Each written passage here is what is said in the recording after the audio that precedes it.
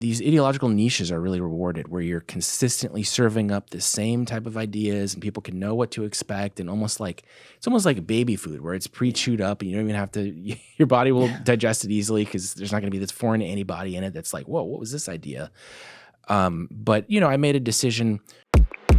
Something really changed, though, in the sense that obviously everyone has, everyone's a human being. You're going to have your natural biases. There are things that in some ways can't be controlled.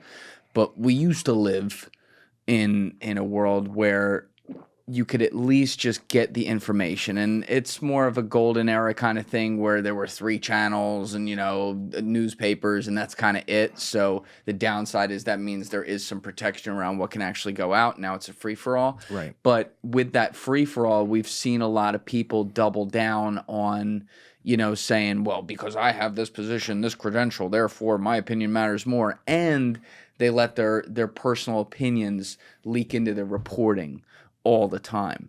How do you avoid that? Because you're still a human being. Like, you have your personal opinions, especially when you're covering, controversial political issues and stuff like that. Yeah, as I've gotten older, I realized that my opinions don't really matter. I almost don't care what I think about something. I want to see what can I know about it. And obviously, what I go around and look for is going to be informed by what I think. But I've had so many stories where I expect it to go this direction, and it goes in a completely other one, that I'm just kind of learned to be agnostic when you go about something. You can see that something's important, but you might not understand how it's important or where the story is going to take you. So you really just have to have fidelity to where the facts lead you, which sounds simple, but sometimes they lead you in uncomfortable directions. I did a story recently about, Pete Hegseth and the firing of all of these senior staffers. And, I started interviewing former military people, legal experts on chain of command.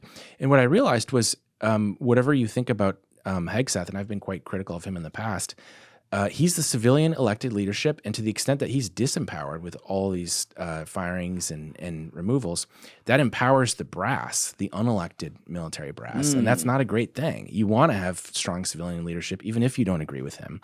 And so that was a point I made in the story, and then certain people responded saying, oh, you're pro Pete Hegseth or whatever. It's like, no, I'm talking about civilian leadership of the armed forces, which is a separate issue. I could kind of see how they would get confused about it. But again, following those facts, it sometimes takes you places, A, you don't expect, and B, people don't want to hear. Yeah. I think I've seen over the past several years, just observing you on Twitter, you have a very entertaining Twitter, by the way. Observing you on there, you piss everyone off, yes. Which I like. That means you are landing on things and at least trying to pursue where the truth may be. It's when people are constantly retweeted and I guess like glorified by one side of the political spectrum, and they're reporting on stuff. I'm like, well, they're probably a commentator, not a journalist, So I can imagine that's got to be a tough spot to be, because you're also, you gotta sell subscriptions to your Substack. You got to make a living and things like that. And the reality is, the easy way to do it would just be to pick a side and go 10,000 miles an hour into it, and you don't do that. And I think that's commendable. Thank you. Yeah, it's hard because the way these ideological niches are really rewarded, where you're consistently serving up the same type of ideas and people can know what to expect, and it's almost like baby food where it's pre-chewed up and you don't even have to, your body will digest it easily because there's not going to be this foreign antibody in it that's like, whoa, what was this idea? But, I made a decision when I started this thing, and I left the mainstream outlets that, I came up during, kind of in the middle of my career, that we'll come back to that. Yeah. Okay.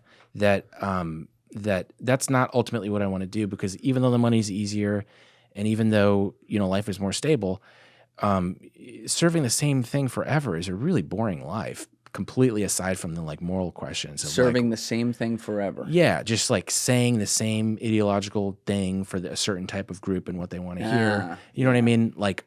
That's definitely a more stable life. But it's just so boring and, completely aside from it being wrong. And that's not the point of getting in. What I understand about media is, if you want to make money, you go into finance. You don't go into media. You go into media because of, you're pissed off about something, or I hope that's why I did. And so it's like, well, if I'm just serving up the same plate every day, irrespective of what the truth is, then why did I get into this thing? Right. So that's sort of my reasoning. Yeah. So you were You were completely on your own, starting this off, kind of getting your way, figuring it out, and then I believe the first place you were was the Young Turks, right? That's right. Yeah. So that's more. They Or were actually, like, no, a place called Reader Supported News. I don't know what that Very is. obscure, Okay. small website. How'd you end up there? That was, I'm trying to remember. I was doing the freelance stuff that I was telling you about, and he noticed one of those things, one of these FOIA dispatches that I had, and he's like, I like that guy. He's a very pushy. He's like, you're on the team. Yeah. So you end up there. How long were you there? I think like 2 or 3 years. Oh, wow. So not for like 5 minutes. Yeah, exactly. And then when did you end up with Young Turks? So that would have been, immediately after that. And that was a YouTube channel. And again, these are like very weird. And like, I wouldn't say the Young Turks is obscure, but it's not like, it's not NBC. Yeah, exactly. Right. And in retrospect, that was really beneficial because again, they gave me a lot of space to define what my job was going to be because I was going to be the bloodhound investigator guy. And I don't really have the on-screen riz, and it's just kind of how I am. So they were like, all right, well, he can do something else. And I just did what I have always done, and it worked really well because a lot of people on social media, they tend to be really good communicators, but they don't always do the investigations, Yeah, no, it's so fascinating to me to look at this because it feels like some things feel like it was 30 years ago and 3 months ago at the same time. Yeah. But when you look at how like strange the spectrum is now with, left and right agreeing on certain issues and then completely disagreeing on other issues, you kind of look at what Jank and all the guys at Young Turks were. You could run tape of them in 2016, 2017, 2018, like kind of when you were there. And the people that would instantly be making a reaction video saying, F these people, are now some of the same people who on certain things are like, they make a good point.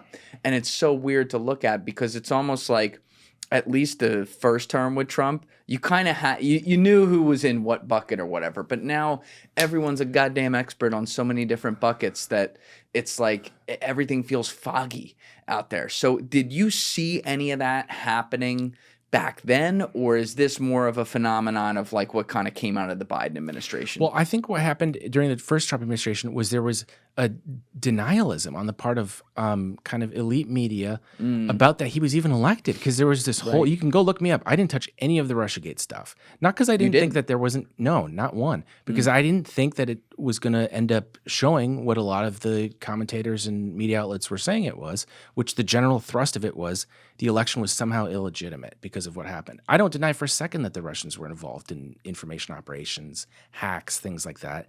Completely agree with all of that. Where I didn't think was reasonable to go was to take that and say, oh, therefore the Russians stole the election. Right. It had I don't think effect. that's true. Yeah. And So for that reason, you thought that early. yeah, totally. I mean, again, never denied that they hacked these files, that they wanted to have an effect. But what I understand about the information landscape, and I think really anybody who's spends a lot of time on social media, is you couldn't control something if you wanted to. It's just a free for all, and you can try, and you can see corporations on there all the time trying to manipulate the direction in which things go, and like having modest success. And I'm not saying that that they can't exercise some sort of influence over what's happening, but to swing an election determinatively. I mean, I lived in Wisconsin at the time, and I knew people all over that were going to vote for him, and I wasn't surprised when he won. And then I have my friends in places where there maybe isn't that ideological variegation that were shocked and What the yeah, totally. And I get that response, but it was like I wasn't surprised in the sense of that people were going to vote that way because I saw and lived around those people. That's one of the problems with media, I think, is it's so concentrated in D.C., coastal, Los Angeles. Yes, exactly. Not even just coastal, but like New York and D.C. in particular. I agree. And look, I'm from Jersey. I've been in this area my whole life, right? Like, I don't know. There's a limitation to what I can know about the Iowa farmer and everything. But if you just like reached outside your box a little bit as an outsider, even just recognizing that you don't know something, that's such a big advantage. Yeah, I mean, you could see it. You could see where that was coming from. And I've always said this. It's like, thank you guys for checking out this clip. If you haven't already subscribed, please subscribe and hit the like button on this video. It is a huge, huge help. And if you'd like to check out this clip's full podcast episode, that link is in the description below or right here. And finally, you can follow me on Instagram and X by using the links in my description below.